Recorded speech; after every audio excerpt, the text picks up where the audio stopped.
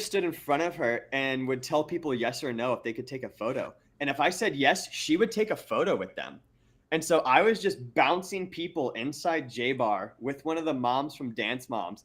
And a couple times you came back up to me because I think you had friends there. I was just I was about to just about say, to I say, think I remember remember this, this, but like you said, bro, it was late. I remember this because I came to your house just to say what's up, and everybody was going to bed, and you were like, I don't want to go to sleep yet, and I was like, okay, like, I remember this, but you're right, I did not understand what was going on. So I just walked away. Once you posted up with her, bro, I was like, I literally posted up with her and like, I'll be back. yeah, I just squared my shoulders up to like puff my chest out to make myself look more like a bouncer. And you would just come back every like 10 minutes or something, and like you didn't get what I was doing. No, I don't know. I don't know why I was was doing that either. It made no sense, and she just let it happen. Like probably She's probably happy. Bro, she was probably happy. I was like, hey, this guy wants to take a photo with you. And she's like, all right. I was like, okay, you're cool. And then I would like turn some people down and like send them away. And then some other one would come up and be like, all right, yeah, this guy's good. And she would do it. Oh my God. I hired you. Head of security. It was so funny. But tell people a little about the music you were making at the time. Because back in college, you were like doing shows and that sort of thing. So talk a little bit about that. Yeah, so actually I did a fest from out there. I don't remember what it was called, but someone we went to school with threw a fest like we were in hella big fields in the middle of nowhere. It was our mutual friend D, right? Who threw the fest. Like he was involved with it. Because remember, Eli and I drove out, and was your brother there? I don't think my brother was. I don't think he might not have been, but we drove out to that fest. I watched you perform. When you say D, like no face comes to mind. That's the only reason I look so confused because I'm trying to visualize the person and I can't. Okay. Keep telling your story. Keep talking. Yes, every day you just said tracks, except for I can't figure out who he is, and it was Cass who was also DJ. But I was rapping. Still rapping. I dropped my first single. It's called Sleazy. And then I dropped the EP called Trap Diesel. And I actually signed a distribution deal to Universal. And my CD was all over, bro. It was available Amazon, Target, Walmart, all of that good shit. Physical copies. When they still made physical copies. And then I literally have a physical copy of Trap Diesel in my car. That's love right there, dog. That is love. It's in it. The CD case is green. Like the actual like plastic is green. Then it's got the trap Diesel logo in the front. You know that the cover was based off of the yeah. Oh, I know. It looks exactly like it. And I had to. Man, that was annoying, bro. I was trying to get the cover art together and everything because I wanted it to be a little bit different, but it just wasn't working out right. So I was like, all right, let me just find something that is easy. But I want it to be like the BP. Oh. But I started learning how to actually use Pro Tools. I have been making music, bro, since 2008, 2010. But I hadn't done in high school, like CDOT. Yeah, exactly. Oh, I know. CDOT, C-Dot. And once I got into sophomore year, it was crazy because I lived across the street from where I met you guys at, like the year before, 2 years before I met you there. Oh, okay, gotcha. I didn't know that. Yeah, right on the other side. Or a little up the street, because you were right at Mills. So I was at the top of Mills. Right. But anyways, during my sophomore year, I was like, bro, you don't have any professional quality music. You need to get on it. And so my junior year, I started recording, and I realized that this is an expensive process. So like I said, when I met you guys, I was in the middle of learning how to engineer myself, and I just recorded that whole project. Like half of that tape was recorded in my closet, bro, at OU. Okay, well, because I actually remember, because dude, that's so funny. So I don't think I had realized that was the timeline, but shortly after you and I met, you came over, and I think you drove over, and then me, you, and my friend Sean, sat in your car. I knew that's what you were about to say. I remember that. All of Trap Diesel. And we were geeked, dude, because we were hotboxing and like, I mean, forever that EP is goated in my eyes. Look, the fact that I recorded it at OU, bro. It was recorded in Athens, Ohio, and it was released through Universal Music Group. Like, what are we talking about? So cool. Honestly, I'm not gonna lie, bro. I forget. And it's like it wasn't a big life changer in the elements of my life. But when it comes to mindset, bro, whole world just changed. First off, I didn't know nothing about this a year ago. Right. It's like brand spanking new. And second, possibilities are really right there. Like I was just telling somebody the other day. I was in a back room, literally a back room in one of the poorest towns in Ohio, in a closet. And somehow I found my way to stores across the nation, dog. Just from being on the phone and the computer with the right product. Like we already said, you worked on the product. Now you just gotta figure out how to get people to get it. Yes, 100%. Well, I remember when Sleaze was starting to get around, one of my friends texted me saying, all my Toledo friends bump Sleaze when they're doing their pregame. And I sent that to you, and you were like, bro, that's high-key dope. Bro, anytime you see my faces now, I don't know what to say, bro. Anytime anybody says like, a group of people are listening to something, I'm just like, okay. It's cool. The anxiety, dog. You gotta take it to the next level. Like, yeah. Well, I think what was cool also about that time is like that it really encapsulated an era, and you were really living the Trap Diesel life. You know what I'm saying? And it was relatable for me too. Like that was like peak Pirate Lord era for me. You say Pirate Lord. So like I was just like all about it, because for those very reasons, it was like, oh, my new friend is making music in the same town I live in about the same stuff we both do, and then also like the vibes, dude. I mean, even just getting back on with you, we just immediately started talking. No, you know what I'm saying? 100%. Like, and that's what I meant when I was like, I guess it was already. We felt the vibe. Like, hey, he ain't worried about nothing. He probably should be, but he's not. You feel me? He was like, I think I like this guy. Like you said, a lot of people have let me know. You can pay a little bit more attention to stuff. It wouldn't hurt.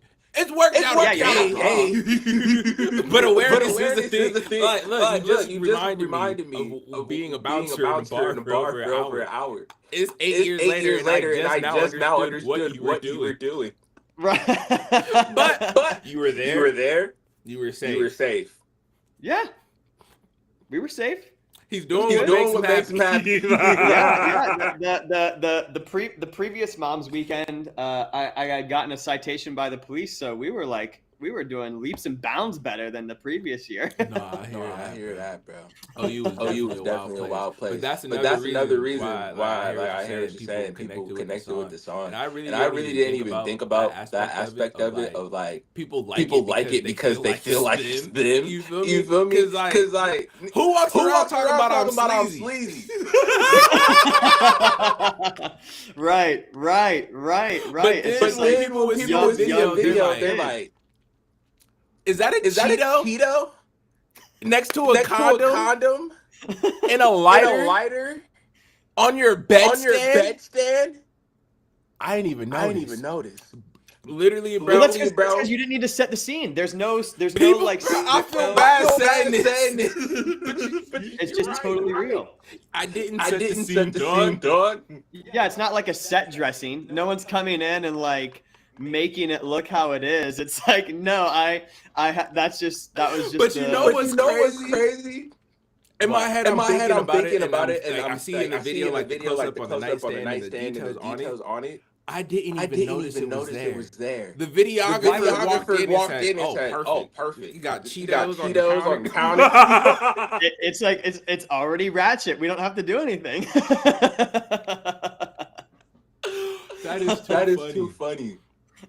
That is so funny. So when you dropped the Don John video, it was the same thing because there's like a container in that video, and whatever, like I can't remember exactly what was in the container, but there's like the cash and whatever.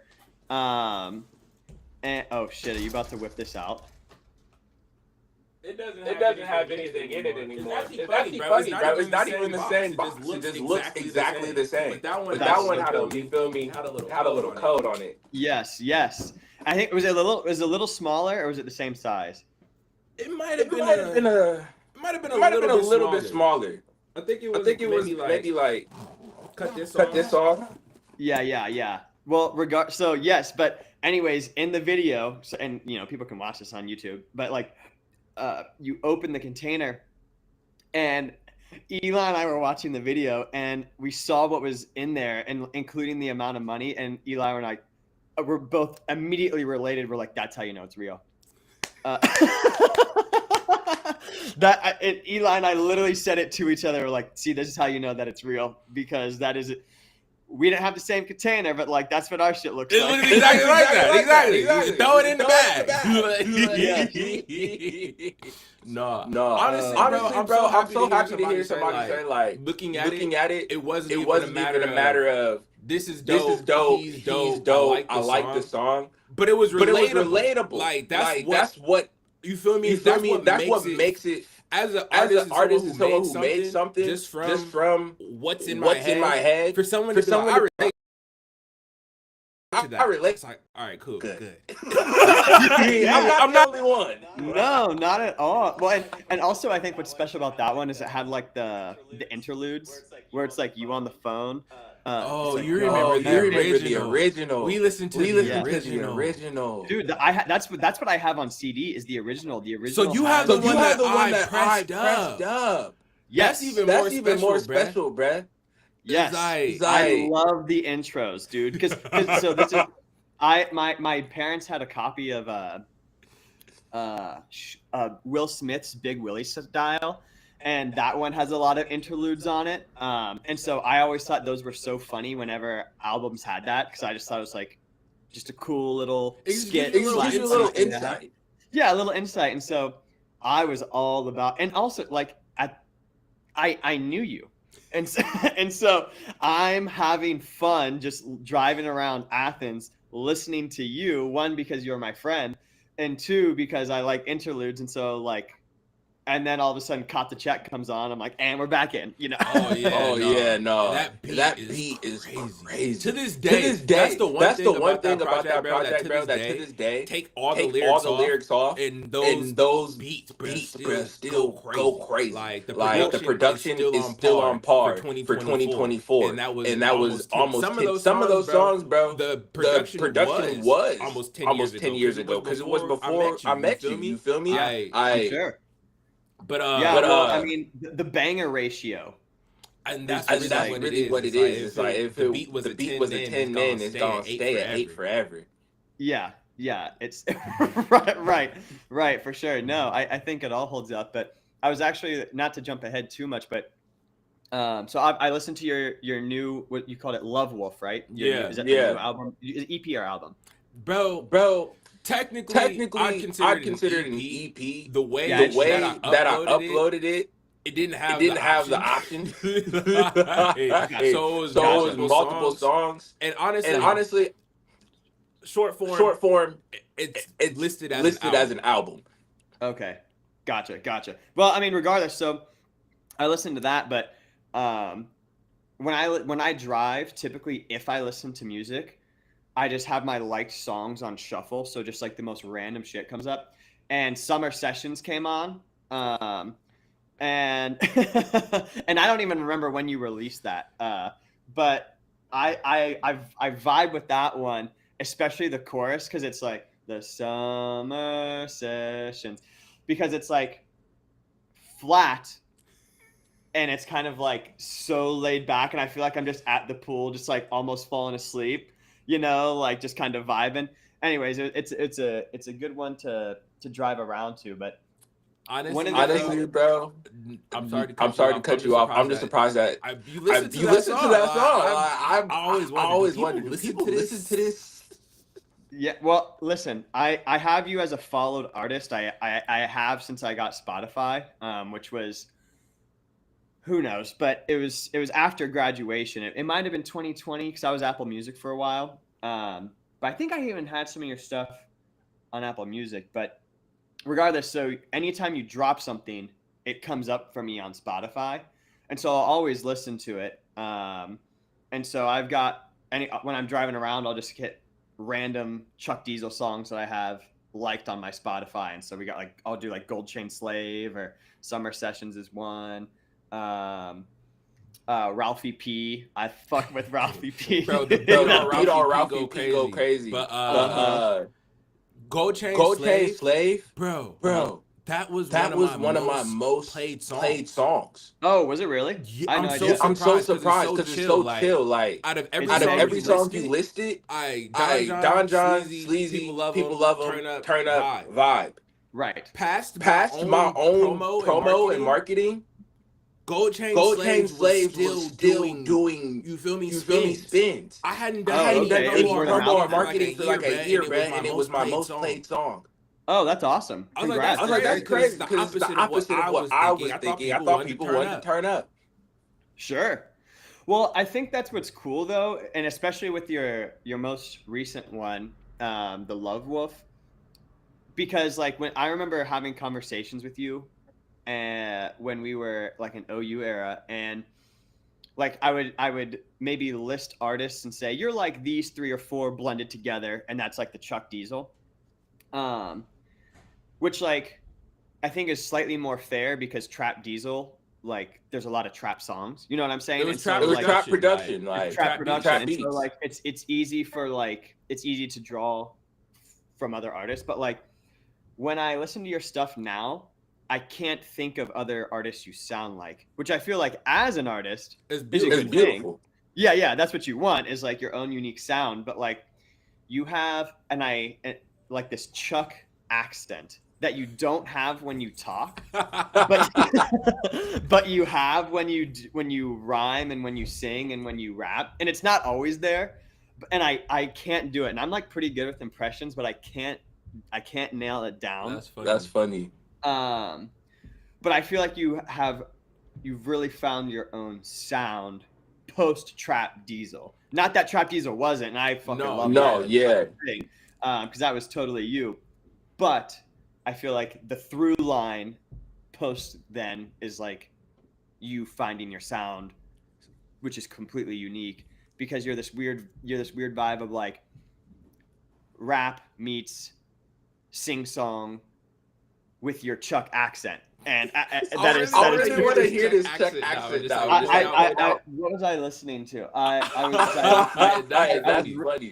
was re-listening to Love Wolf on the way here, and maybe on my way or Save You do it. I don't know. I'll have to scrub through it and find a section and then call you and be like, this is what I mean. I'm gonna listen to it afterward, and I think I hear what you're saying because it's partially the music, dog. It's not even that I consciously do it. No, not at all, for sure.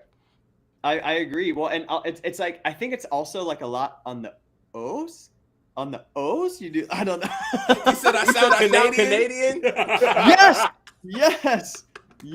I guess I've been listening to too much Drizzy for too long. Drizzy doesn't even have a Canadian accent. Yeah, because he turning it off. Yeah, that fair enough. Oh, that's so funny. Snap. But something else about the interludes I wanted to say, bro. You know, my most Shazam thing is one of those interludes. Really? Bro, Like 10,000 Really? times. Like 10,000 times. The one where I be talking to crazy. The one where I be talking to crazy. Niggas be tripping. Niggas be tripping. Oh yeah. Bro, 10,000 Shazams. I was like, I guess people was like, who is this talking so much shit? Yo, that's so funny. That's so funny. Oh yeah. So looking now, I'm just looking at your shit right now, but the one you did with your brother, Wolf's Den. Yeah. That was quite. Did you meet Quay? That's my older cousin. He's the whole reason I even started making music. I met. I can't remember what the. It's like Guru Wolf. Yeah. Is that him? No, that's another one of my cousins that I make music with. We haven't put a song together, bro, since before I met you, though, like a finished song. Okay, well, so do you remember the situation in which I met him? Guru Wolf, that is. Was he lost? Was he trying to find me? No, bro. It's when we did the "Say What I Want" music video. Oh, that's when you guys met? Yes. That's crazy. That's crazy. Because I've been down at OU. I mean, I could have met him and just would have been faded. I mean, that's also a possibility. No, he might have. No, he came over. He came to the house. He came to the house. Did he? Yeah, he came to the house. All right. I met your brother at OU too, but yeah, he lived there with me for like a month. Yeah. Yeah, because I remember I came over to Acacia, and he let me in, and you were doing something, and it was just like me and your brother for like 30 minutes. I don't know what you were doing. And as soon as you came back, he went off on you for like, he went off. He was just giving you shit. He was like, bro, your man's been sitting here for 30 minutes waiting on you, dog. I'm sorry. I don't care. Crazy. That's crazy. I wish I could remember what was going on for the three of us to be in the Acacia house. Dude, well, would it have been close to when you were about to graduate? It would have had to be. That's another reason why it's crazy. I think I came over because we were like saying goodbye to each other. Oh, that would make sense. That would make sense. Yeah. Like I think we were smoking one one last time, and then we were like gushing on each other before you left, and then it was like, all right. And then I think we did the "Say What I Want" video after that. The "Say What I Want" video was later on in the summer. Yeah. That was actually fun. That was a lot of fun. And I remember like Tay and then Guru Wolf's girlfriend was also there at the time, and they were just like standing in the background. Honestly, bro, the whole vision was. I don't know. Here, talk about it. Talk about the vision. Talk about this shoot. I mean, honestly, bro, I feel like I be having ideas. I didn't know 100% how it was gonna work out. I just knew the basics. Like, because you made signs for like the free diesel. Because I think this is what it is, bro. There was supposed to be more people. There was supposed to be so many more people. That's what it is. So my whole vision just got altered as soon as we got there because a third of the people showed up. So I was like.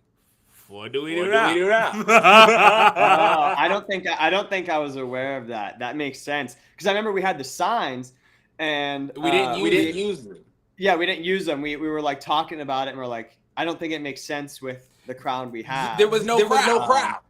Yeah, it was like me, you, and your brother because your brother has a verse in "Say What I Want," which is fire. And then Guru Wolf, and that was it. So it was like the four of us, and then like the girls just kind of like they might have been in a couple shots, but I think they just watched. I mean, they were helping. I'm gonna say this. For I'd have watched though. For someone who doesn't do music videos, to have to do a music video with no example of what it is you're supposed to do, I can't be mad at nobody. Well, I remember the guy who was shooting it. He like had to give us a pep talk because he was like, because you were like doing your thing, bro. I was exerting energy. Yeah, and he was like to the other three. He's like, I've shot a couple of these before. He's like, you guys need to like go a little bit harder because it's gonna look weird if he's the only one that's going hard. And we were like, oh shit, okay. Let me start dancing. I actually just was with him this past summer. My roommate from when I met you, he got married, and that was one of his friends. He introduced me to him, so he was at the wedding. Oh, nice. Oh, that's so cool. Crazy times have changed. Now I shoot music videos. Right. Yeah. So let's get in a little bit back into your journey. So you know, you make Trap Diesel. You shoot some videos. All the videos slap. You know, we do the Say What I Want. But did you ever release that video? It's out. It's live. I believe it should be. Shit. I'm pretty sure. I'm about to look real quick. Yeah, check that out. Cause I don't know if I ever watched it. You never seen it? No, I don't. I mean, I think I searched for it at one point, but I might have searched before it went up. Actually, this is what it is. I didn't put it out. Oh, okay. Was it like unlisted or something on YouTube? No. My older brother put it out. Oh. On his channel. What's his channel called? Does he still have it?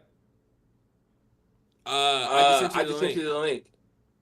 Oh, I'm hype. Oh my god, it's real, and this has footage from what we shot that day. Bro, 80% of it.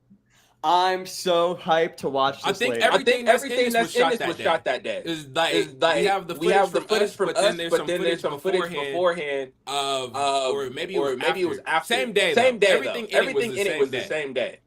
That is fire. Is it? Can we watch it now? Is there a way to stream it? Let me see. Is there a way to play it in here? Let's see. What's this button do? Oh no.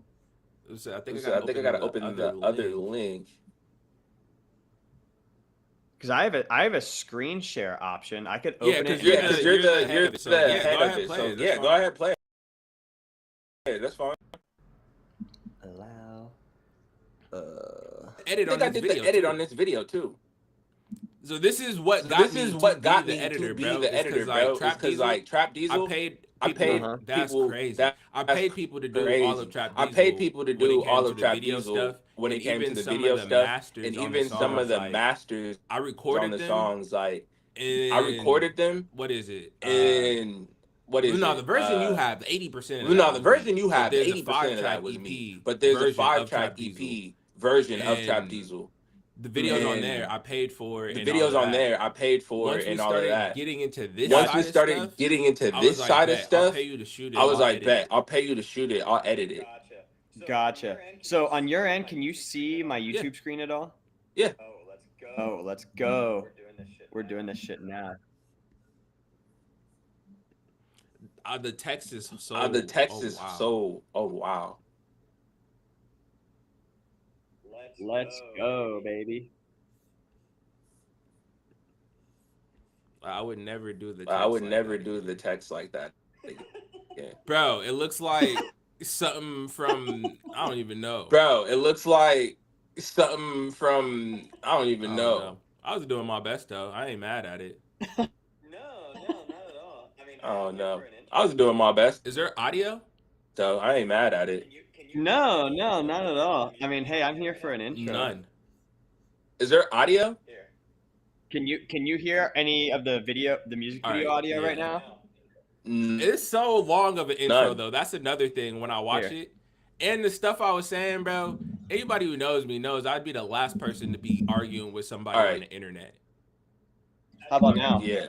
If someone would be arguing with me on the internet, it's so long of an intro though. That's another thing when I watch it. And the stuff I was saying, bro. Anybody you feel me, bro? I'm sitting in the knows I'd be the last person. If that was to the same L for an hour, that's crazy. That's very true. If someone would be arguing with me on the internet, I'm gonna sit there laughing. Bro, he actually as I read it. Maybe I have seen this. This looks like we're acting. This is not acting. You feel me, like, bro? He really hurt me, dog. Yeah, no. There was no regard for how I fell out that chair. Hours, that's crazy.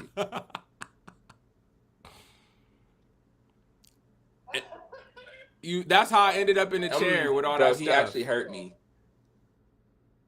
And then right here too, he was for real manhandling me, dog. This looks like we're acting. He threw me in the car. Like, this is not. So good. If you listen, you can hear a thud. It was my body hitting the car. Oh, hilarious. And afterward, he was like, "I'm a good actor. I could be an actor too." I was like, "Yeah, dog, because you not acting." No regard for how I fell out that chair. Oh, see, but this makes sense with all the signs. Like, we had all the signs now. Oh, yeah. Yeah, I made it make sense.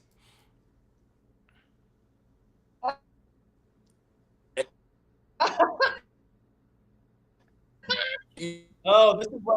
That's how I ended up in the chair with all that stuff.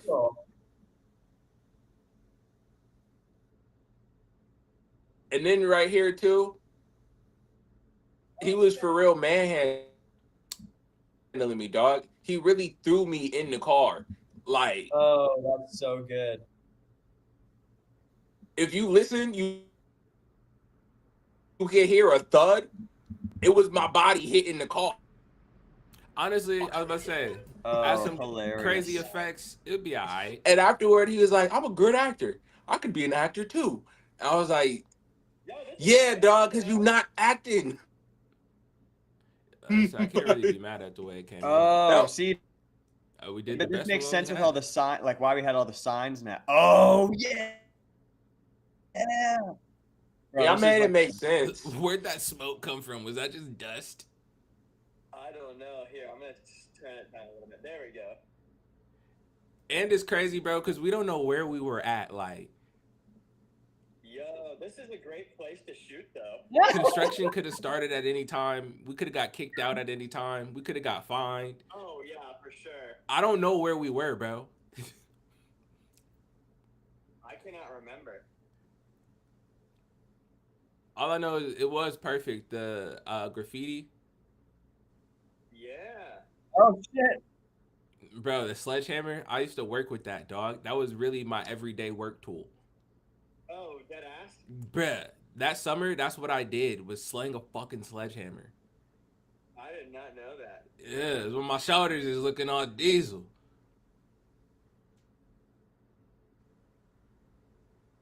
Wow. But yeah, man, that's one of the first videos I edited. Crazy. That is crazy. This is a crazy view right now. Bro, that's what's crazy right there. Like, I was like, what? Why did you do all that? Well, I'm glad we did that because that was absolutely hilarious. In the best way, I just meant just see myself on screen and also Tay in the background. Watching it back and everything is just watching it back and everything is what it is. It is what it is. That's what it was. What it is. It is what it is. That's what it was. Like you said, I did not try to sugarcoat, hard, cover up, embellish. Like, this is what I'm doing, dog. Yeah. That was so fun. Wow. That was so fun. That was fun. I mean, everyone was super cool though. Like, fun. Everyone was down. I think that's what made it work. I was grateful for the people who showed up. I was grateful for the people who showed up because, like I said, I invited a lot of people. So it's like, regardless of anyone who didn't show up, I was glad that the ones who did. Like, nice. Okay, so after that, that's probably the last time I see you in person. That's probably the last time we had hung out. So we talked about how you did the job for the church. What happens after then? Is that when you moved to LA? Bro. So if you wanna, so before even moving to Washington, bro. So graduate, right? During the time where we just watched that video after graduation, like I said, I was working with the sledgehammer. I have moved back to Worcester, kind of. Whereas like. Most of my stuff was at my mom's house. Because I say, were you with your mom? Yeah. And at first, no. Straight from OU, I was at my cousin's house. It was weird, bro, because I was bouncing between OU, my mom's, and my cousins because I did not want to live back at my mom's, and I didn't want to stay at OU because, come on now, debauchery was not going to end. You feel me? It was like, I gotta stop. But I don't know what I'm supposed to be doing right now. And I don't know how to get there, and I don't want to go live with my mom. So during the summer, we got a job that was paying like $25 an hour. Come on, bro. In Ohio, my last job, I was making $10 an hour, I think, after 2 raises. You feel me? So it was like $10 an hour was nice, but 20, 25, I'll take that. And we were putting up big tents, bro, and like. When people throw like festivals and carnivals and stuff like that, and weddings, and we would use. I remember this. I remember you telling me about this, bro. And I probably put it on my Snap stories. Yeah. And so that summer, I was just getting to it, bro, with the sledgehammer, trying to stack up. And I was at my cousin's house in Guru.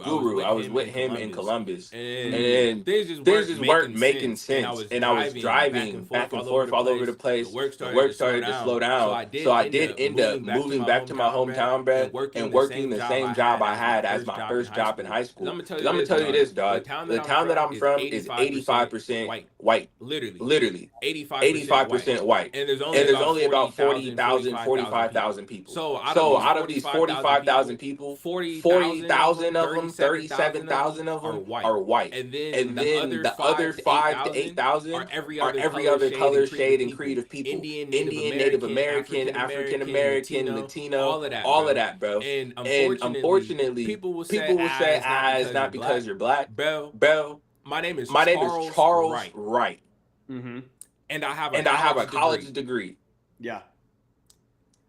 I could not get hired at any job, bro. And I applied grocery stores, clothing stores, paintbrush company. I had an interview at a gas station. We both know, bro. I worked at the gas station in OU, bro, for over a year, bro. You got experience on the resume, and the gas station says no. With two different reasons why I worked there, bruh. I put my application in. I think online. Within 8 hours, I got a phone call trying to schedule an appointment. We want to get you in here. You have past experience. I lived less than 5 minutes away. It would take me 15 minutes to walk there. Bruh, I walked in the door. The dude at the counter said, yes. I walked up to the gas station, so there's not a whole lot going on. And I walked straight up to the counter. He was sitting down. Mm-hmm. Looked up. Yes. Hi, I'm here for an interview. Who are you? Charles Wright. Dog. On the phone, he told me they haven't been able to find anybody that they wanted to hire, and they've been looking for somebody for the last 3 months. Nigga, you know who you got to interview with today. You just want to confirm I'm Charles Wright because you did not expect to see me, Charles Wright. Right. Bro. Yeah, that sucks. We did this interview in probably 10 minutes or less. And he just said, so where you from? Where you live? How old are you? You just moved back to town from OU? Oh, you got your degree? All right, past experience. Cool. Before we wrap this up, I just want to know about your background and your criminal history. I have none. Right. He was like, all right, just know we do a very thorough and deep check. So if there's anything that would possibly hold you back, just let me know now. And I was like, I don't have. Yeah, run it. Criminal record. And he was like, nothing at all. And I was like, bro, the worst thing I can think of is disorderly conduct. Oh, disorderly conduct for what? I was like, bro, what? It happened when I was like a freshman in college. Nothing. He was like, okay, well, just understand we do a deep dive, so you might as well just tell me now. Bruh. I never heard back from him. That's wild. And like I said, bro, I applied everywhere I could, from Dunham Sports to Walmart, bruh. And I did not get a call back. So I ended up working at the same job I had when I was 16. And the woman who was the assistant manager was a woman I had trained when I was in high school. She's also the woman that made me quit the job. Oh, lovely. She didn't make me quit, but just the way she was talking to me, and not just me, she talked to everybody like they were her stepson. Mm, And the manager didn't want to lose her second in charge, so she never really said anything. But you already know what I like to do, bro. Trap Diesel was not just a moniker. So I was like, bruh, I've been getting these bags right. And I can make way more money in an hour by one conversation with the right person. Then I'm about to do it here, trying to stack this. Bro, and that's another thing. Minimum wage was like $7.50. $8. Dude, I know. I made $7.50 for 3 years at Panera because I went back there after my freshman year of college, and again $7.50. Bro, that's $60 a day. Yeah. $60 a day. Like when you do that math, you're like, all right, bro, I just traded 8 hours for $60. Bro, I can drive people back and forth across town for $10 and make $60 in an hour. Right. Or like shovel driveways. 10 of those. I can do 10 driveways in 4 hours. That's easy. 30 minutes? Oh, yeah. People will give you like $5-10 just for like 20 minutes. Yeah, bro. Easy. Yeah, bro. And so again, like we were saying earlier, it's just like putting things in perspective. I'm doing all of this work in order for you to be able to pay me and these other people as well. If I did a fraction of this work for myself, I think I could make it shake. And so that's kind of what drove me to being in Washington. I had a cousin who came and visited, and again, I was moving bags, and it wasn't. I got pulled over. It was illegal to have marijuana in Ohio. So I didn't get in trouble, but I did get a ticket, and I got pulled over again in a small town where I'm one of 1,000 black people. The first time I got pulled over, the cop looked at me and said, "Who are you? And where do you live?" And I had literally, bro, 2-3 months ago, just came back to the area. So I was like, I literally just moved back here like a month ago, like maybe. She was like, "Oh." So that's why I don't know you. I was like, huh? What you mean, me? Like, you know every black guy in this town? Bruh, literally walked up to me and said, "You know why I pulled you over? No, I don't. Do you always use your turn signal or no? I always use my turn signal. Well, you just failed to use your turn signal just now. No problem. I just want you to know I've already called the search dogs and we're going to be searching your vehicle." Jiminy Christmas. Oh, dog, what? It was crazy. For a lack of turn signal? Bro, exactly. And so this is what made me move to Washington. The fact I couldn't get a job. I was being bullied by a woman I trained on the position 8 years prior. And I started getting pulled over, bro. I got pulled over like 3 times in the matter of a month or two.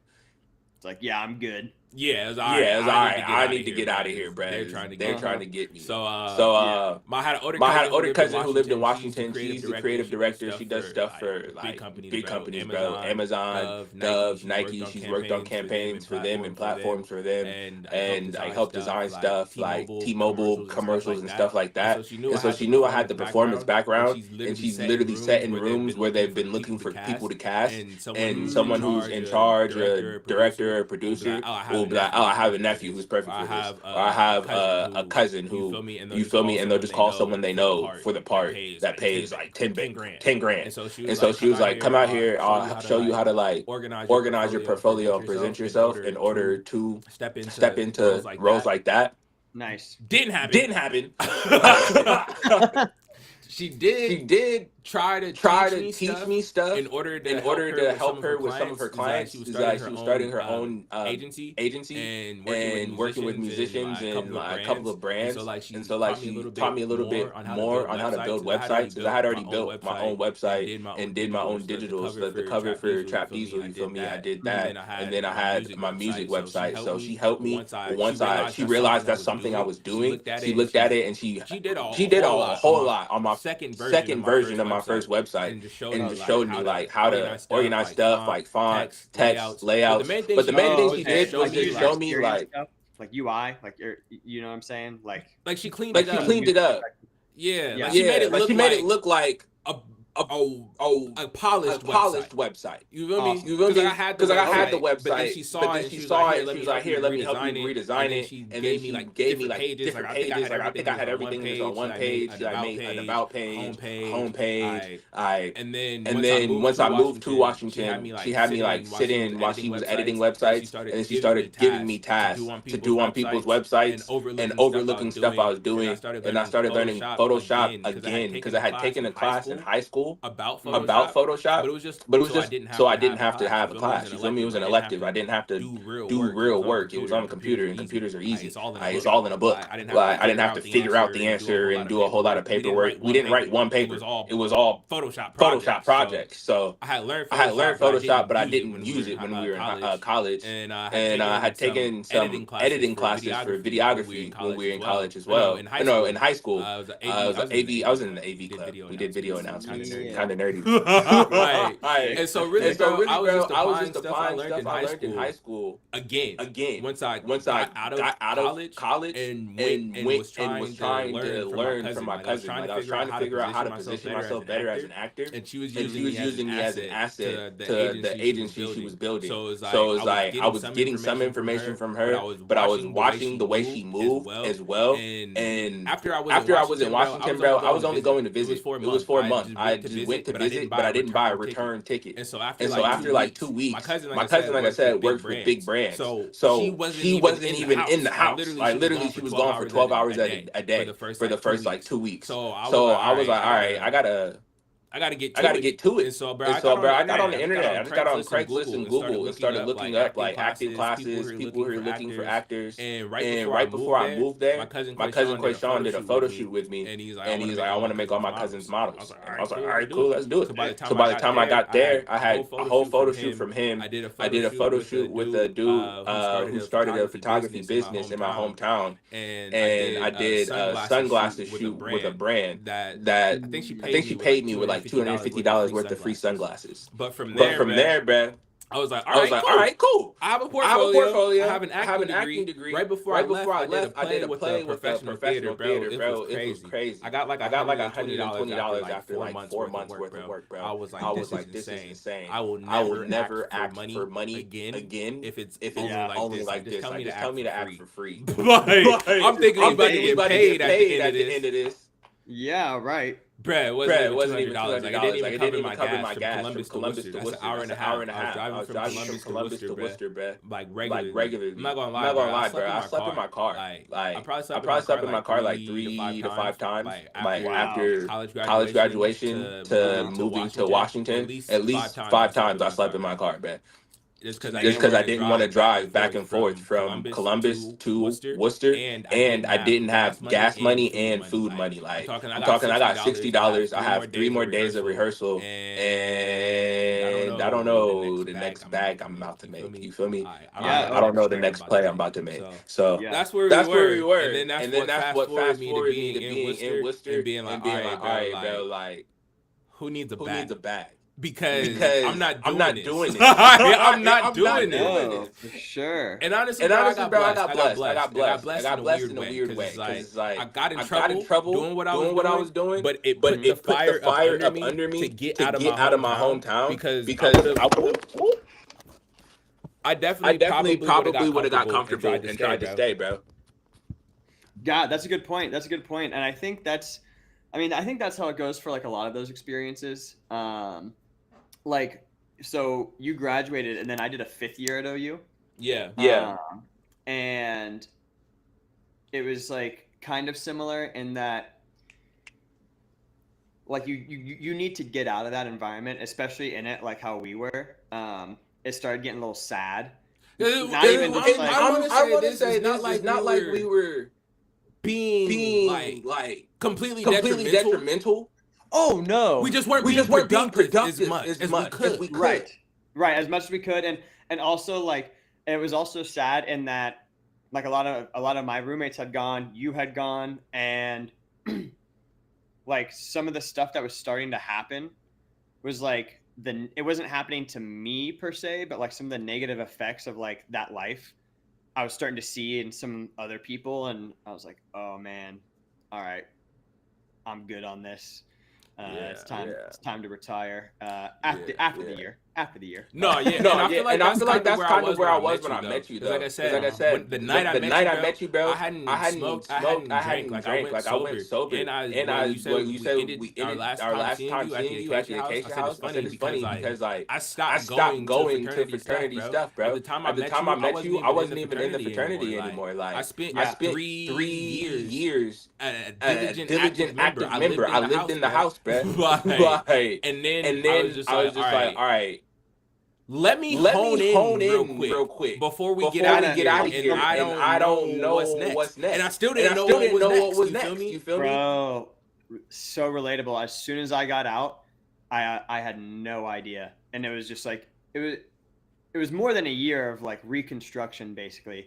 Where you're just like, because I didn't know what I wanted. And so you got to like do something. Yeah, bro. Get some sort of experience. And that's how I ended up at the church. And it's just funny because like everything played together. Because like I said, in high school, audiovisual club, and I was in the speech and debate team. You feel me? And then I did acting like theater in high school. And so fast forward, I didn't know what to do, but I knew whatever. I ended up being an acting major, and then I started making music at OU. Good. I'm glad. Was it for a class?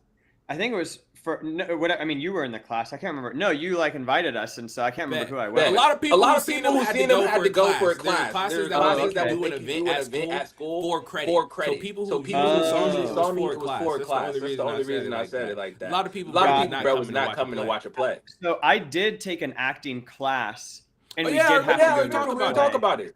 But that was your teacher was one of my like he was a grad student. So yes, he was. I knew him.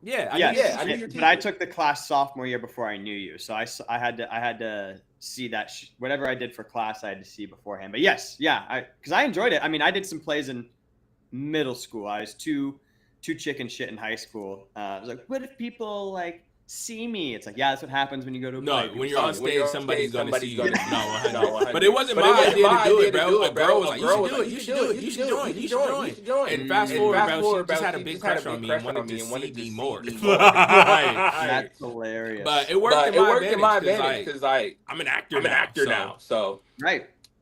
But yeah, bro, I just needed something to do once I got to Washington. So like. From my cousin having bought a camera and me saying like to say what you want video, I edited that. I started doing edits on clips and files people would send me, but I hadn't shot my own stuff. So my first priority when I got to Washington was get a new camera because I had already upgraded my studio equipment before I moved. And I got the stuff I use now. You feel me? You heard the Love Wolf, like I recorded that myself, like with the equipment I bought then. And so once my senior year happened, all I was doing the year I met you, bro, was making music almost every day. You know that. That's all I would talk about when I would come over, and I would go to work, and then I would go to school. So all I did was my classwork. I would come home and go work on music, and then I would figure out how to put music out and make websites. That was all I was doing. And then after I did it one time, I was figuring out how to get better equipment, and then I realized my cousin had a camera and could shoot music videos. So my whole goal was to get more music videos. And then once he shot them, I was like, I need a camera so I can do all of this for myself, right? And then once I got to Washington, it's like, all right, I got the studio equipment. I need a camera so I can take this to the next level. Got the camera, and I needed to learn how to use it. So I just started taking a bus all throughout Washington. Anytime I needed to go to Seattle, and like I said, my cousin brought me out there, but she was hella busy with work. So I started looking up classes. I got accepted into an acting agency that was kind of a joke because if you have somebody sign you for representation, they're not supposed to make you pay their photographer for headshots. They'll give you a list of people, but they're not going to have the headshots in their back room with the photographer that they use all the time. And you feel me? And they tell you how much it's going to cost. You're going to have a conversation with the photographer that they're affiliated or associated with, and they're going to send you to go do do your thing, right? So this agency was collecting checks from people to get photos done, right? And then they were also charging people for the class that they were giving them to teach them how to be a better actor. Someone who got a degree in this field was taught that those are red flags from someone who's saying they're an acting agent, because your acting agent is going to get paid by getting you paid. They don't have side quests and gigs like that. And if they do, they don't run it in tandem with the agency in signing you. When they sign you, they're not going to tell you about all the other services you can buy from them at the same time, right? I follow. Okay. And so it's like, I knew this, but I also didn't have any legs in the game yet. So they were willing to let me take the class. It was 8 weeks on-camera training and do it for free. I was like, all right, bet. I was only planning on coming for a month. We're 3 weeks in. I guess I'm gonna be here for 2 more months, right? So I did all of that, and the class was actually beneficial. It was like a reminder. And you said you saw me in a play. So this put my mind in the role of camera work and being on camera as opposed to on stage. And all the time back and forth from the class, it's an hour drive, hour and a half drive. I was on the bus. So it's a 3-hour, 3.5, 4-hour bus ride from where were we? Federal Way, Washington to downtown Seattle. I was learning. Yeah, I had to learn how to use the bus. When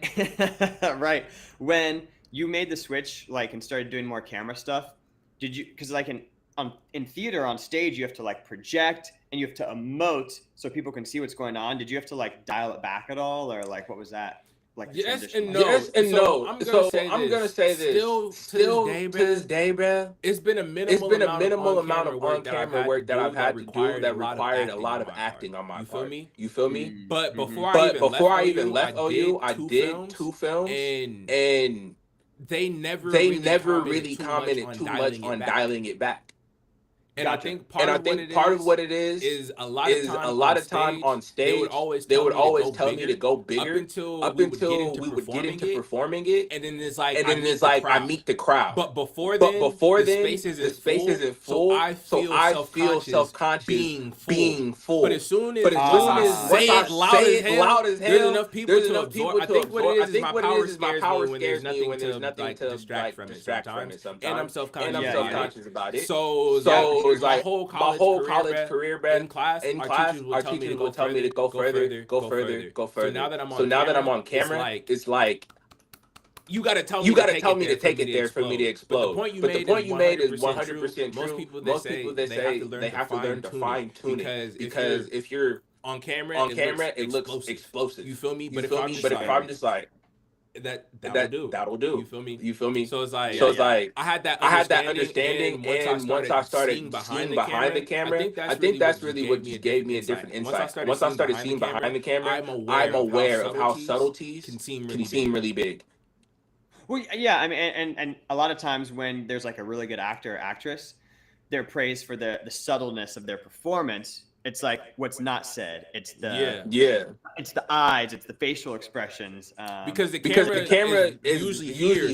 So it's like on stage, bro. There's somebody who's 50 feet, 100 feet away. So you have to make it clear to them. But on camera, bro, you can just look to the left and right, and we get it. You're confused. Right. You can jaw clench to show like anxiety or anger or something like that. I think the biggest thing I had to learn was to not move so much. That was the biggest takeaways on camera, especially like. So like I said, I went to Washington, but I wasn't planning on staying. So I wanted to move to Atlanta, bro. I took two trips out to Atlanta. I signed with an acting agency out in Atlanta, bro. And I took two different classes. One was with this guy who's a big TV producer, and he literally had us like, bro, he had us go through the script, write out our footsteps, our trajectory, and where we would stop at. Practice it for about 10-15 minutes, and then get up, and they filmed it, bro. And he was moving the camera. He was like, once you get on these big sets, these cameras are going to be on dial and machine. And the movement is programmed. So if you're not on your mark by that time, we have to stop and reset it and do it again. So if we have to reset more than 3 times, we are now going to be pushing our time frames around. Right. I was like, that's crazy. You gotta hit your blocking hardcore, and you gotta know in your head already what's going on. But you still have to remain natural, and you have to stay in the scene with your partner. So that was probably the biggest like okay, and it was just a 2-day intensive, dog. But yeah, so I went to Washington, went and got a camera, started driving through Washington, trying to figure out how to use the camera. Started taking a whole lot of photos, and took 2 trips to Atlanta. Took 2 acting intensives. Got signed to an agency out there. Went back to Seattle. Got signed to an agency there. Took their 8-week intensive, and then I started looking for auditions, bro. Once I signed with the representation, they probably booked me on like 3 gigs. I did little stuff for like Microsoft because they're based in Washington. And I started trying to figure out how to get on stage. And from the class, this is what happened, bro. I took that class, right? Somebody messaged me from the class and said, "Hey, I saw a posting for a play reading. I think you should do it." And so I went to sign up for the play reading, bro. And the writer liked me, right? And then people from his theater class, who was a grad student at the University of Washington. People from his class came to his reading, and one of the girls is actually really funny. Thought I was hot, bro. And I didn't even really talk to her that much. But from after the reading that night, we were outside. She was like, "Oh, what you about to get into? Yeah, I think you would be really good for this. Like, my friend is holding an audition, and this was a real job. You feel me? It paid hourly, and they were holding auditions. And I went, and I got the part, man. So this was my first time getting a paid acting gig for real. And so that's what kept me in Washington. Because at the time, bro, I said I was working part time at the church, and I was living with my aunt and uncle, bro, and I was sleeping on the floor in the basement, dog. And unfortunately, I had a cousin who struggles. You feel me? Bro, he showed up at my job, stole my phone and my wallet, and told me I had to fight him for it back. This is outside of a church, bro. And it looked like he was off of something, bro. I don't know what, but my man was, you feel me? Like eyes like this. Bugging out. Oh, yeah. Like, fight me. No, you gotta fight me. I'm like, bro, what? So our first week of rehearsal, bro, I show up with a deviated septum. My nose has been fractured, bro. I had a hairline fracture between my nose and my eye, and a black eye, dog. The week we start rehearsal after I get the role. And so that same week, I had to get out my aunt and uncle's house because I didn't feel safe, bro. And I ended up sleeping at the house of a woman I knew when I was 6, bro. I had lived in Washington with my mom. It was an elder at the church we went to. She lived like an hour from where I was rehearsing. And so the first weeks of rehearsal, I slept on her couch. I had about $600 saved from my job at the church. And I had a paycheck coming up that was about to be $600. So for a week, dog, I just spent like $100 between buses and eating gas station food, bro. Crackers, apples, bananas. I didn't spend more than $3 anytime I went in the gas station, bro. And I would only go in the gas station like 2 days, 3 times a day. I fucking love it. And the pastor at the church was aware of the altercation because it happened at the church. Bro, crazy. To not be aware. He took my phone. In my wallet. ID, Social Security, credit cards, bank cards, all of that. Apple Pay. It's my cousin. We lived in the same house. He knows my phone password. He's used my Apple Pay to run in the gas station and buy shells and stuff, right? Shows up at my job and says, "I'm leaving. You gotta fight me if you want this back." I reach for his hand. Bro, he grabs my hand, right? And so with my other arm, I grab his hand, right? So now we standing there outside the church like this, just tussling for arm control. We end up falling over onto the ground, bro. Sheriff starts driving by while we tussling, bro. Yes, bro. And so he starts throwing punches. I'm trying to block him. I grab his hand, like pull him down. We just fighting for control, right? He gets me, boom. Headbutts me, bro. I'm on the ground trying to fight for control. He's throwing punches. I'm just trying to snatch him, boom. Grab his arm and fight for control. Do a cross body, right? So his body's turned. And I'm just trying to control him and get to his pocket. We're on the ground. So he knows I'm trying to get pocket. Jumps and swivels up. I don't know how. I go to turn and push off. As I'm kneeling to stand up, I just get hit with the meanest uppercut. Like I'm face down, going to look up. As I'm going to look up on my knee. The whole world goes black for like 3 seconds. I blink and open my eyes. Two sheriff cops sitting there, and they're already out the car staring at us. Oh, damn. I'm at work. My cousin stole my shit, and I'm at work. Bruh. And so I started rehearsal with a fat face, dog. The play was a smash hit. Rehearsals were hella awkward. Why does this kid have a black eye? What happened to you? You're taking the bus back and forth. Like, bruh, you're eating crackers. You're coming off. I have not seen this kid with a full plate of food. I was not leaving, dog. I was about to finish that play. And it was so great that I did because from there, bruh, it was written about. So once it got written about, more people in the theater world out there came to see the play. And something I didn't know is Washington is one of the, at least pre-COVID, it was one of the few states that still had a decent theater scene in a theater crowd, bro. And so I did not know that.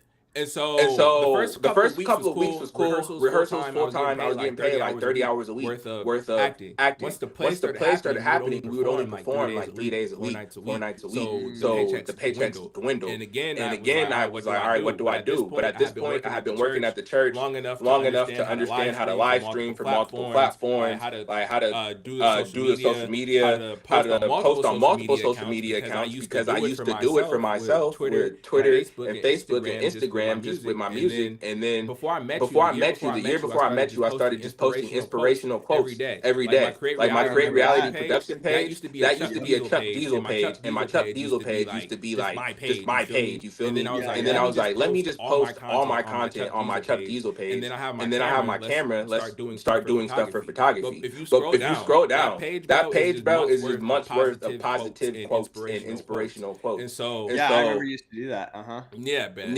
And so once the play ended, I was back to trying to figure out how to get side clients and do photo shoots and stuff. But I also have been signed to this acting agency. So once in a blue moon, I would get like a job for something random. But it wasn't consistent, and it wasn't more than, I think the highest check I had got from acting at that time was probably like $1,200. Nice for the month, but not substantial for a lifestyle. And after I got into it with my cousin, the pastor told me to look on Craigslist to find somewhere to live. And crazily enough, I had got the job off of Craigslist. You feel me? He was looking for somebody to organize files. Ended up hiring me as the head of his media department for like 6 months. Right? Yeah. And so he was like, look on Craigslist. Ended up finding a guy who was renting out an 8-bedroom house, bro. And listen to this, bro. It was like $650 a month, right? Okay. My last 6 months in that crib, bro, I had the ground floor, 1, 2, 3, 4 bedrooms, my own bathroom, completely to myself. Two people lived on the third floor, bro. And it might have been for even more than 6 months, bro. $650 a month, internet, everything included. Let's go. I mean, you can't even beat that. At first, I couldn't even pay for it. When I moved in, I paid $600 down, and $600 a month later, and then $600 to catch up on my rent. Gotcha. Yeah, playing a little catch up there. Hey, bro, what's awesome about all this though is just like making it work. Bro, that's what I was doing. I'm gonna do this. We're just gonna make it happen. We're gonna throw shit at the wall until it sticks, and then when it sticks, we're gonna throw the same kind of shit. You feel me, bro? Because I was not trying to stay in Worcester. I definitely didn't want to stay getting bossed around at the job I trained somebody to do. And nothing that I had done in Ohio was working. I had met with the agency out there, bro. And this was just me trying to find out a little bit about the company. The woman was like, yeah, we love your material, dog. We love you, our training. All right, cool. We want to offer you representation. And I was like, all right, cool. Any questions for me? I'm just trying to get a gauge. Like, what's one of the like craziest gigs you've ever got somebody, or like one of the dopest productions. The woman, bro, she said, folded her stuff, pushed to the side. Now Charles. I just want you to realize. As soon as the mannerisms, bro. I was like, all right, you have no hope. Exactly, bro. Exactly, bro. I just want you to realize pretty much she was saying we're located in Ohio, and we're not a large firm, and work in the area just doesn't exceed a certain limit. So I don't want you to have grandiose expectations. I want you to realize. And I was just like, I'm not asking you to get me signed to the next Warner production, bruh. I'm just curious. What's some cool shit you've done? You don't have any hope that you guys are even gonna do any cool shit anytime soon. Right, she's like someone who's already given up on what she does, and it's just like not giving up, but already put a limit on it. Put a limit on how big. I was like, look, bro. I understand that the scope of work is not going to be what it is in Hollywood. That's why I got you. But for you to set my expectations before I even know what you guys do, nah, I'm not gonna limit myself like that. And so I just knew that if I wanted to get anywhere acting, and after the first gig that I did with the theater, about $128 after 6 months of my life, 4 months of my life, sleeping in the car bed for $100. Man, never again. And so I just wasn't going back. And I had already put so much money into being out there. I was like, I gotta do it. So once I got that role, even after I didn't have somewhere to stay, and my cousin. Ultimately, the relationship between me and my cousin's family like completely disintegrated. So it's like, if I'm gonna have all of this go wrong, this is the one thing going right, and I'm getting paid to do it. And I spent 4 years learning how to do this. So I'm gonna lean into this opportunity and see what happens. Exactly. Like I said, bro, I took the 8-week intensive. Somebody in the class told me to go online and sign up for a play reading. Just to read. I think they paid us like $100 for the play reading, which was Love.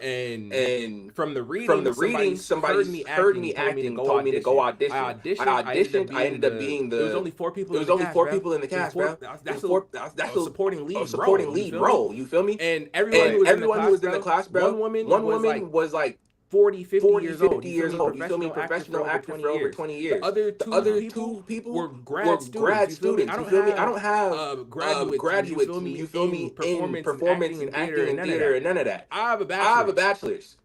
Yeah. And I did not do this stuff since I was in middle school, and I didn't take it serious in high school. You feel me? I'm one of 4 people who was allowed to grace the stage. And then we got write-ups in like 5 different newspapers, bro. Every person who wrote about me had nothing but positive things to say about my character. Even if I had the least amount. I'm not gonna say everybody had a lot to say, but everybody had positive things to say. So fast forward to like a year and a half. I'm still working at the church. My hours have dwindled down, and I'm still trying to do photography stuff, and still trying to get acting jobs. I switched agencies because, like I said, bro, they were a joke. They were charging people money to sign up. One time I went to collect a check, and the woman the agency was named after, like she was stepping out of her office while I was stepping into the room, and she was like, "Hey, surprised to see you around here again."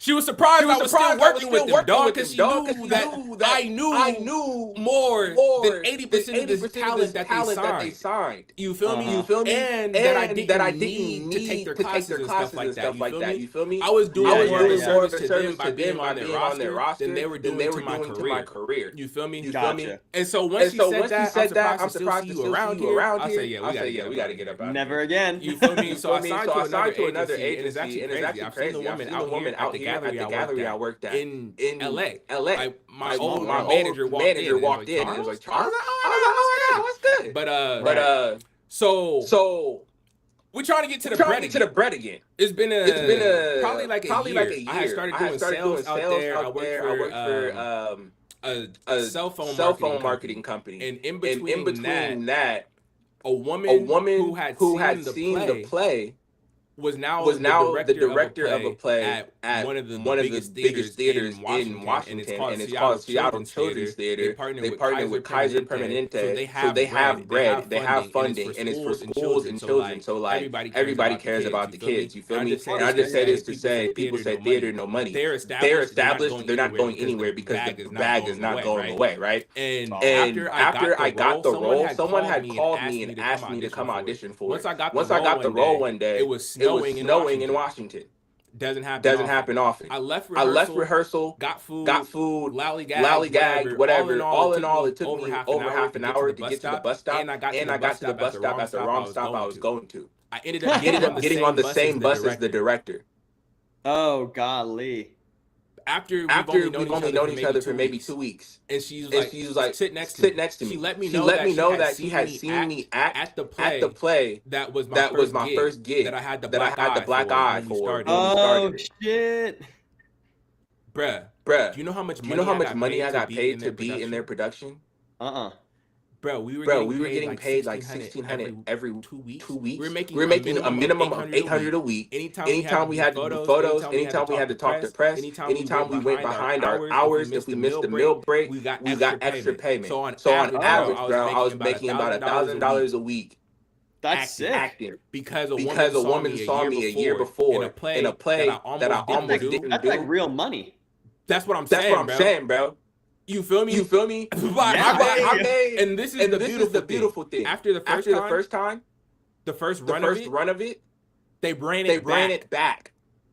Oh, let's go, baby. So two productions, bruh, back to back, getting paid $1,000 a week to act. And I still had my other job, bro. I still worked at the church. I was doing media. And when it first started, I was still working in sales. After I got into it, the manager didn't want to let me leave early, bro. I needed to leave at least an hour to an hour and a half early, like 3 days a week. He said no, bro. I was the best sales lead on the team and had only been there for like 2 months. I had just started and I would have the best sales. He said I can't let you leave an hour early regularly. So you'd rather fire me and replace me than let me leave an hour early a couple of days a week. Cool, so be it, bro. I had 3 jobs still. I still had 3 jobs, dog. So yeah, that was the trajectory. And then this led us up to 2019. It was December. It was the end of the show.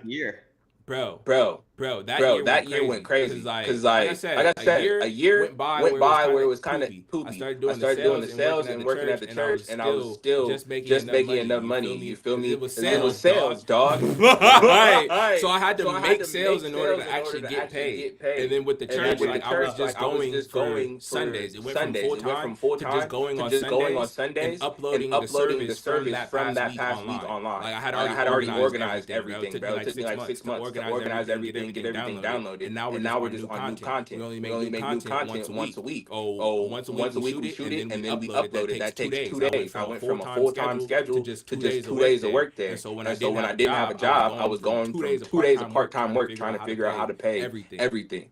And I was taking the bus for the first year and a half. So it would take me 2 hours to get from my house to anything that happened because I didn't live in Seattle. Seattle was like LA, bro. 1,600, 1,200, 1,500, anywhere you want to live at. Yep.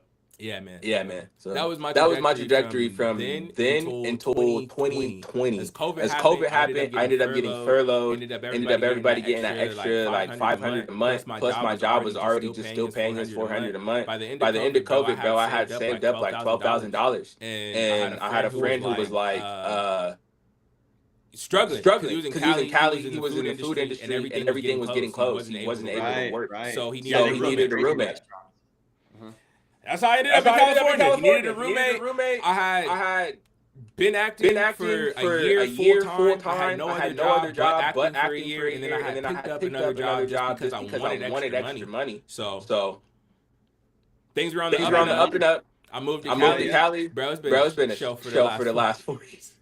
But it hasn't. I've done some dope things, bro. Like, I've been to dinner with Snoop Dogg. I've met people I see on TV since I was like 8 years old, bro. I have 3 different studio locations that I work out of now. We're open 24/7. So that's why I'm really saying it's just a matter of getting clientele in. Like The Voice, I've done music videos with the runner-up from The Voice in Malta, which is like underneath Italy, bro. So I worked with international talent at this point. I've had models from Germany in my DMs, dog. You already know me, bro. You see where we was at. We was with the bros. How many times you see me out and we start trying to pick up girls, bro? Never. I don't say never. That was never the main goal. Like you would see me talk to girls, but it would be after. There would be some type of interaction. I wasn't making the interaction. That's not what I'm about. But even just with that, I've had girls from Germany, Russia, like drooling over me, dog. And I'm like, all right, you can make moves. You feel me? So it's like a lot has happened. But if you really look, I just told you a portion of what happened between graduation to making it ready to move to California. Right. I don't know too many people who are going to get robbed and beat up and then under investigation by the cops outside of the job at a church with nowhere to live, who's going to stay for temporary 3-month gig. Right. I wasn't going nowhere. Even after the gig ended and I still had no job, I wasn't going nowhere. You feel me? It was like, just make it shake. And then I ended up moving to Cali, bro. The dude I live with, we ended up not seeing eye to eye. And pretty much I didn't feel comfortable or respected, bro. I was sleeping in a closet, dog. All my stuff was in a closet. Like literally, I'm not a tall man. But if you put, bruh. We the same size. I know. That's exactly why we related. We the same size. But bro, I had two feet ahead of me and 2 feet below me of space. And then the rest was my body, dog. You feel me? And so it's like, I'm not about to stay here and do this, bro. I went from that, man. Oh, it doesn't even matter. But yeah, I just stayed on it until the point where it's like, bro, I was in the studio with one of Drake's artists, bro. Freestyling back and forth over beats for like an hour and a half, bro. This does not happen to everybody. So I really just stayed down. Well, I think that's what's cool about like what you've been doing. Like I've followed you the whole time, and so like I see you work with the different models, and and whoever else hired you. But then a couple months later, I'd see you mixing stuff in the studio, and then a couple months after that, I'd see photos of you. So now you're the model. I've watched you do it all, and it's all stuff that makes sense based off like what I knew about you and what you were doing then. But it's just cool now, like adding the context of what you were doing before you got to LA and just how uncertain things seemed and how you made the most of those situations when, like, to your point, most people might not have stayed in that situation and saw the job done, but you stayed there and you gritted it out. So I think that's what's really cool is, especially like if someone follows you now or if they listen to this and then go and follow you and they scroll back on your Instagram, they're like, man, this guy's been doing dope stuff for a long time. It's like, there's been 4 awesome years, but there was this time. Bro, you feel me? Just getting to California to be able to take that picture of that model took me 2 years of 2 years. Hey. Yeah. I bought my first camera off from a tweaker.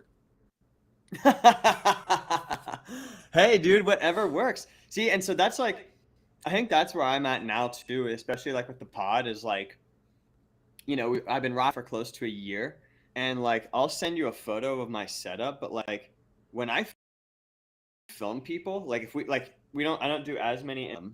It's just part of it is just scheduling, but like I don't have a studio. Tay and I bought a duplex a year ago, and we Airbnb the other side.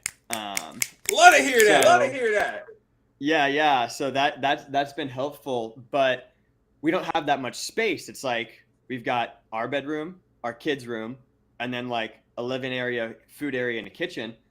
And like if I'm working, like I tried to record a pod with Tay's sister Michaela at the kitchen table with like our kid crying in the background and all this shit, and I almost pulled my hair out. Like I got through it, and it's not that noticeable when you listen to it, but like I know because you were sitting there. We have these edits for what you want, and it's like, bro. So last night I was mixing something, and it's like I was commenting on it, and I'm about to go up here and adjust this and change it. Not because it sounds bad, but I notice it looked different. And for the fact that I'm aware that it looks different, I can't leave it.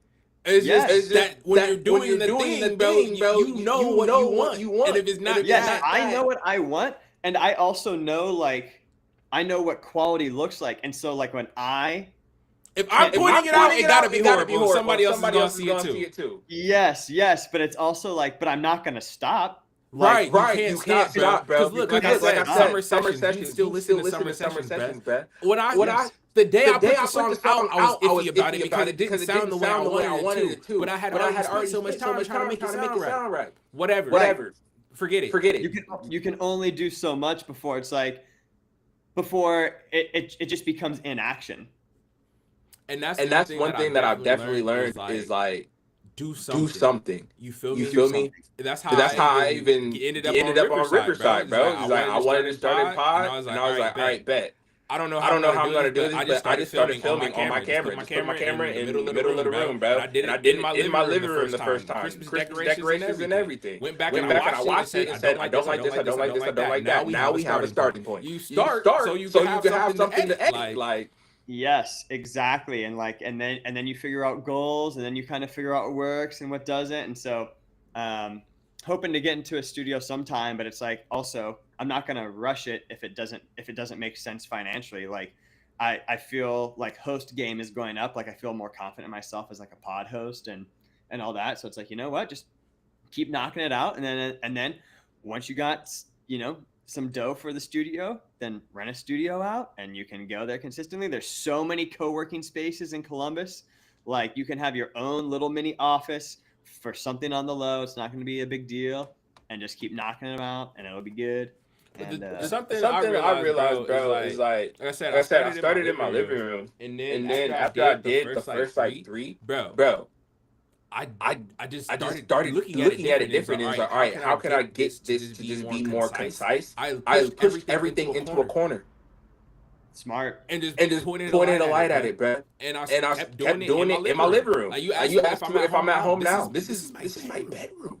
Yeah. It didn't start. You feel me? And it took partially just the fact that I've been wanting to be on camera and stuff, like from the streaming world and all of that wasn't the same, but I wished I had a setup, and I wished I had a camera where I could do stuff where I was, you feel me? So it's like once I got into the videography side of things and photography, I ended up buying lights. And then it was like, all right, cool, I've been recording music. I haven't sound treated any spaces that I've lived in a very long time. I don't plan on leaving anytime soon, and I want to film stuff. Let me set the room up to look like something. Like, right. So now it's like I walk into the space and I'm already reminded of the things that I have in the back of my mind that I want to go on as well. You feel me? Oh, for sure. But yeah, bro, this is my desk at my bedroom, and the light is really what it is. I realized, bro, it's really just the light. If you have good light and a clean backdrop, you have a white wall, put a painting on it, and a green plant on the table. That's it. Oh, yeah, dude, I'll send you a photo, but when I recorded like my tag for YouTube, like at the end of the episodes where it's like, hey, like, subscribe, all that shit, I filmed it in my living room in front of my bookcase, and I literally got down on my knees. Bro, just get the background. Yes, to get the background. And I just took our lamp and I put it over the couch. And so the top of the light was shining on you. Blasted, yeah. And that's what I did. Bro, you gotta get creative, dog. You know how many times I've had to figure it out, from taping iPhones on walls. Oh my God. And I was like, and it was only like 20 seconds of content, that I needed. Right. But it took you 30 minutes to figure out how to shoot it. I got to jujitsu this room around. Yeah. Like figure out what the fuck I'm doing, but it worked out, and it looks fine. Like it's good. And that's another thing though. It's like people think that they need grandiose setups to get stuff done. When really it's just doing the ground and legwork to figure out how to make it look that way sometimes. It's like it doesn't have to be a full large scale production for the quality to look that way. Right. You just have to know what makes quality. Yeah, 100%. I'm literally right now, I'm at my mom's condo. She's visiting her sister in Kentucky. And I was like, all right, what's the best painting? What's the best? I was like, it's not much. Is there a window in front of you? It's off to the side, but yeah, I just positioned myself so the lighting was good, and that's it. I'm like, this is the best lighting in the place. That's Natural daylight. Turn a light on. Natural daylight. Always a winner. Because I had the light on here, but it was reflecting off the casing. Yeah. And I was like, nah, that looks like shit. And that's another thing. Once you get started, you're able to see stuff like that. You develop the eye, you start training yourself. So it's like if you're not doing it because it's not right yet, it never will be right because you never started tweaking. You can only make adjustments once you have something to adjust. So you got to start. Which is why that version of trap music you have is what you have. Because it's like, I was all right. I've been waiting so long to put anything out. Bro, what's like 12 songs on there? 15 songs? Yeah. Counting the interludes? Like 50 minutes.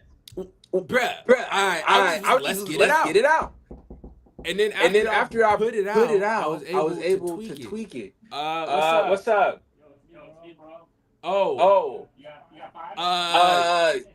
Dude, I got you. I'm on a podcast right now, but I'll be up in a second. Big bet. No, I'm with you. Birthday celebration. My birthday was last weekend, and I didn't nice. Wait, how old are you now? How old are you? I'm 29. I'm 2 years older than you. You 31? I just turned 31. I knew it. I thought you were a year older than I was. Yeah. But yeah, man, it's literally just been sticking to it. Like you said, you see me as the person behind the camera. My cousin. When I was in OU, right before I graduated, got a camera. I want to make all my male cousins into models. Saw the photos. I said, okay, cool. Well, let me figure out. I mean, nah, bro. I can't front. I do have you are for it. So, I mean, it makes sense though. Like, let's run it. It wasn't mine. If you see the vision, I look like some and worst case, I don't become a model. But me and my cousin just got to have fun driving through the city, finding video locations, and I got some crispy pictures. Beautiful. Ended up. All right, let me see. Somebody's looking for a model. Let me submit. Okay, I accept it. Put that in the back pocket. I like his camera. I wonder if I could take pictures. We'll worry about that later. Right now, let's shoot this music video. Shoot the music video. I guess I know how to edit it. And it was actually someone from our school, bro, named Terrell, who was in the videography program. He did a music video for me for free. The summer, I think the summer before I met you, or the same summer I met you. Regardless, the summer after we met. The summer after we met, he did a video for me, and I was just like, man, I want to start shooting it. He's like, bro, you have an iPhone in your hand. You have no reason not shoot anything. No excuses. This man goes to school for this. Yeah. he knows what he's talking about. So it was just a matter of saying that made me say, okay, let me start editing. I tried to shoot on my phone. I didn't like it. So I got a camera. $150. And I think, like I said, it was a tweaker. So I pulled up, and I went from Federal Way, Washington, to Issaquah. This is like the equivalent of driving, bro, probably from where I live at to OU. That's 3 hours. 3-4 hours. I took like 4 hours bus ride, bro. One Direction. It was 3 hours. One Direction. Just so I could get this camera, bro. Mm-hmm. And once I told him, yeah, man, it took me like 3 hours to get here. It's about to be like another 3.5 hours back. I came from Federal Way. He said, what? Federal Way? Yeah, man, just give me 120. Wow, that's awesome. He felt bad that I just took the bus for 6 hours, bro. But from there, man, I just walked around for literally 6 months taking pictures of whatever I could see. Anything. Changing the settings. And then I got on the computer and just would play around with Photoshop and Lightroom. I had never used Lightroom. I just played around with it until it got to the point where I was like, all right, let me offer my services, bro. Like I said, I started acting from a referral from someone who knew somebody who knew somebody. Once I got into the play, two of the people were in the University of Washington program and were actors. My first paid photography gig was a recommendation from an actress that I had met in the same play. They were doing a gala, and they needed a photographer. $650 for the night. I've never been paid to do this before. That's awesome. And so once I just racked those up, bro. All right, I did the photo shoot for the sunglasses thing. She gave me $250 worth for free. All right, cool. I did a photo shoot as the photographer. $650. Bet. First gig I did as a paid model, bro. They tried to pay us $600 and use it for forever. From being on the music side of stuff, I took a licensing and publishing class freshman year at OU. They taught us about perpetuity. In a contract that says perpetual use or a perpetual clause means for forever. So make sure that whatever the trade-off is, you're happy with that for forever. They wanted to use our image and our likeness and our photos for forever. And this was a company that worked with Nintendo. Bruh, what? I had never heard of them. It's called Anchor. They make electric plugs in like electronics and stuff. They're in every store, Walmart, Target, stuff like that. They wanted to pay us $600 to use our photos for forever. I've never signed a contract for a model, and I looked at the paperwork and I said I can't sign this. Turns out it was an independent production company like me and you, a husband and a wife, who do photography and videography and look for contracts with big companies. The company had signed them and sent them to go hire talent. They said, okay, we'll talk to them about the perpetual use. They came back like 2 days later and said, all right, we'll double the money and we'll change it to a set amount of years. I'm no lawyer, and I've never done this. Give me my $1,200, please. Yeah. And so, bro, I literally took little stuff like that. Like, all right, I got this camera for the low. Let me ride around. All right, cool. I saw this posting on Craigslist talking about they need a model. I just landed a photography with Anchor and Microsoft, dog. Like, just from being on the internet, bro. Literally, Craigslist gave me everything I needed in my first job. I worked at the church. I was the head of the media department, bro, from Craigslist. I needed somewhere to live. I found my house off of Craigslist. My first modeling job I found off of Craigslist. You feel me? Like, bro, the studio that you see me in last week, I found the dude who is the lead engineer on Craigslist. Apparently, it's like some sort of underutilized tool. Bro, I've ended up at red carpet events. I was at Lenny Kravitz's house from Craigslist. It did not start from Craigslist. There was a woman who was trying to get her own media together. She wanted someone to help her with her brand and make her logo. I started doing her logo design. Why? Because my cousin taught me how to do graphics when I was in college, trying to build my own website. Right? So I get hired to do this lady's graphics. You need a logo for this fucking pod. Oh, give me some keywords, some ideas, and a name. I got you. Oh, fuck yeah. I got you for sure, bro. For free. Oh, I appreciate that. I was playing around with on it with an AI generator, and I got a couple ones that are close, but I'll send you those. Yeah, I would love that. That'd be so sick. No, I bet. We'll come up with something that would be dope. And so literally, bro, just putting all those skills together at odd time. You feel me? It's like after I had done them in different regards, it was like, wait. Bro, this is a production company. I already know how to do audio production because this is what I wanted to do. From having to do that, I wanted to learn digital media, and I had to do it because I didn't have the money to pay somebody. From there, I paid to get videos done, and I saw how the videographer and director worked. I cannot keep paying him.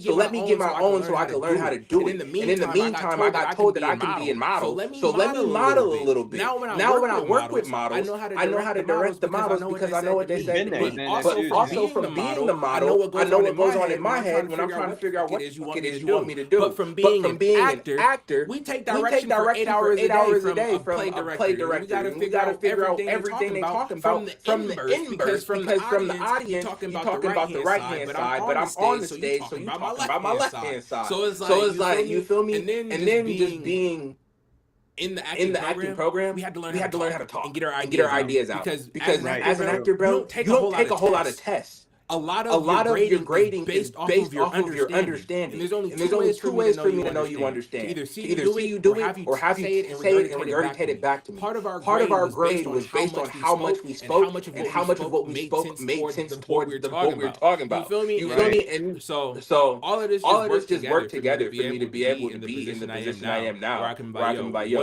what is it you want to do, and how do you want to do it? Because if you want a video, I got you. If you need someone to be the videographer, you need someone to be in the video, I got you. You need production, you need audio production for your video or your podcast. Like, I know how to do that. Even doing the podcast, bro. I did live streaming video at the church as the head of media. When I got there, I knew nothing about live streaming. I know how to use OBS Studio. I know how to use Blackmagic cameras. Bro, I didn't even know what a Blackmagic camera was. I wanted to be an actor. I didn't need to know that. Now I'm on set, and I can tell them about the camera that they use on set, bro. Or I can help just figure out in my head what's going on. So this is the 50mm lens. Cool. So you in my face. Like you said, it's subtle. I don't even gotta do too much because y'all right here. I know that just because you said it's a 50mm.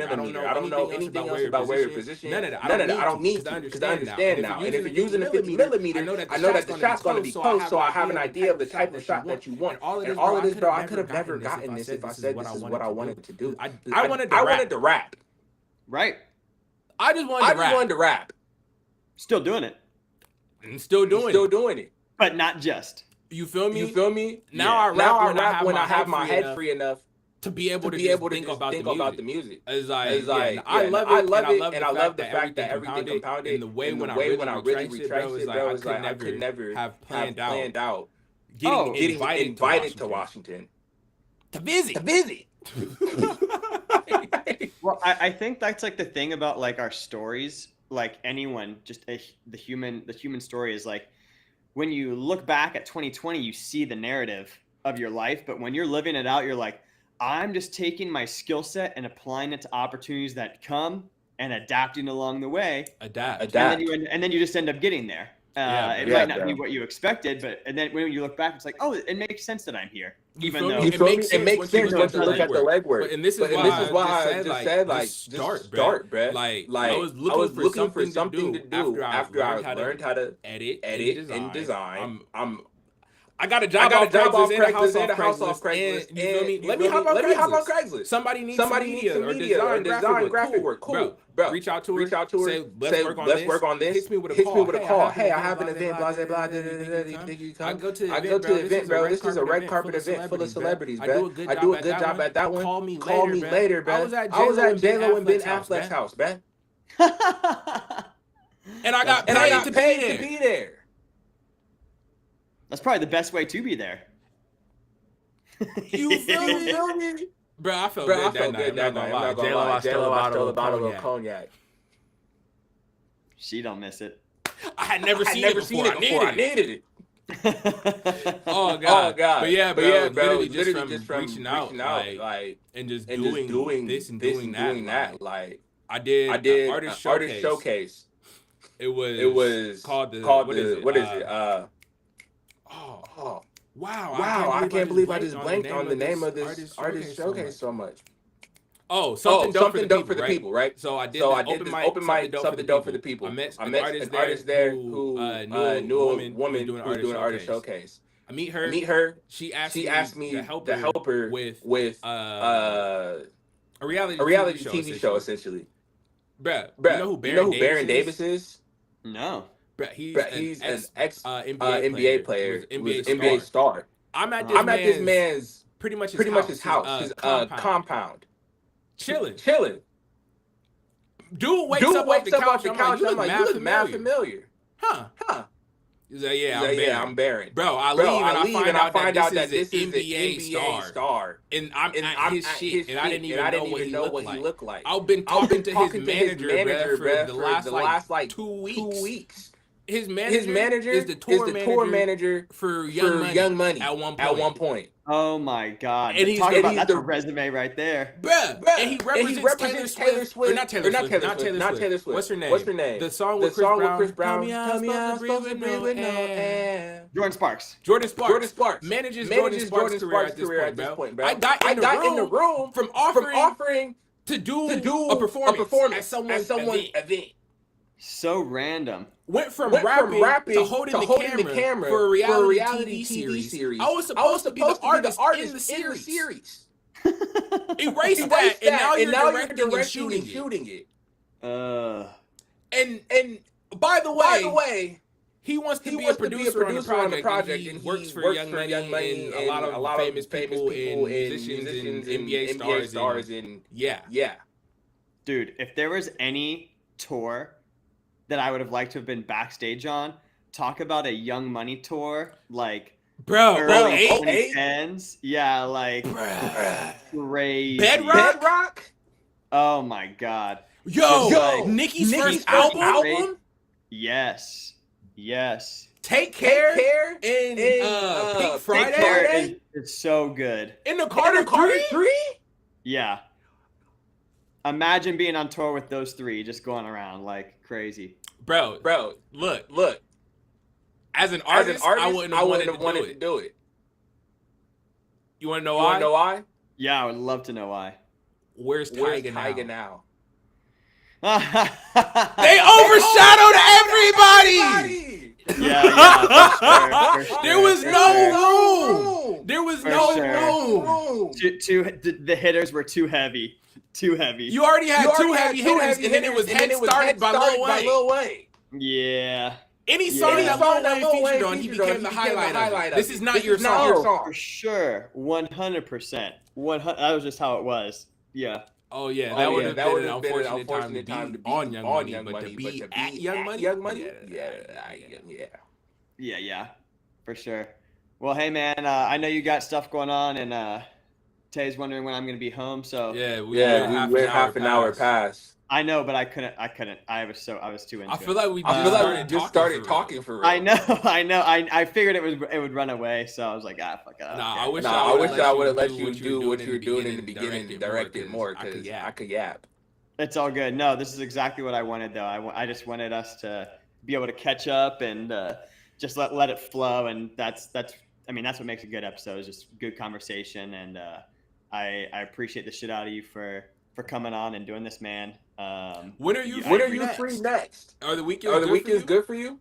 Oh, weekends are great for me, man. Let's do this next Saturday, about same time. You want to do it again? Yeah, I have you on mine. Oh my God, for sure. Well, let me see. Here, when we get off, I'll look at Saturday might actually be good. I still have stuff to talk about for you on Saturday. So let's plan for March 1st, Saturday, around the same time. And let's bust it out. Let's do a part 2. Big bet. Bro, thank you so much. This is amazing. I got your number again now, so that's good. I'll hit you with that logo shit, but thank you so much, man. Whenever you get a chance, bro, just type out as much about it as you want, or you can, just like in the sense of what the podcast stands for and means, and then in terms of what type of imagery you want, and then I'll kerfunkle something together. Yeah, I would appreciate that, man. That'd be so nice. Big bad. Thank you for inviting me, bro. Carl's right. Chuck Diesel, everybody. Thank you. And hey, I guess we're doing it again. So peace out, everyone. Kiss the missus and the baby for me. Will do. Thank you, brother. No, for sure. For sure. That's a wrap, babe.